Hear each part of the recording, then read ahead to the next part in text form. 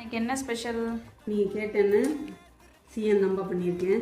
இப்படி பண்ணியிருக்கேன் பாரு. நல்லா இருக்கே, மொறு மொறுன்னு. அப்பா சூப்பராக இருக்குது, சாப்பிட்டு பாரு. எண்ணெயும் குடிக்கலையே ரொம்ப எண்ணெயும் குடிக்கல.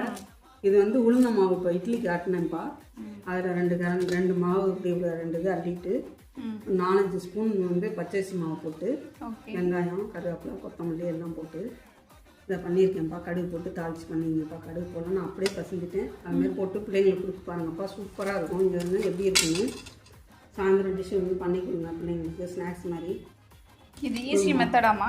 ஆமாப்பா. இது உளுந்தம் நம்ம ஆட்டினோம்னா அரிசி உளுந்து ஆட்டுவோம்ல இட்லிக்கு, அதில் 2 கை இப்படி இரம்ப அள்ளிக்கணும்.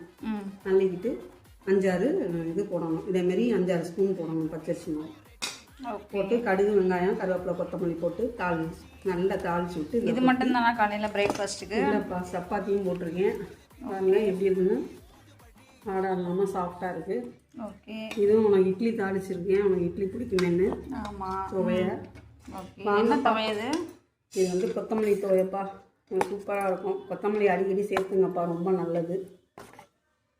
எல்லாரும் வாங்கப்பா சாப்பிடலாம். காரமணி செட்டு நாடாச்சு சமையலை லைக் பண்ணுங்கள், ஷேர் பண்ணுங்கள், கமெண்ட் பண்ணுங்கள், சப்ஸ்கிரைப் பண்ணி பாருங்கப்பா. வாழ்க வளமுடன். ஓகே, நெக்ஸ்ட் வீடியோவில் பார்க்கலாம்.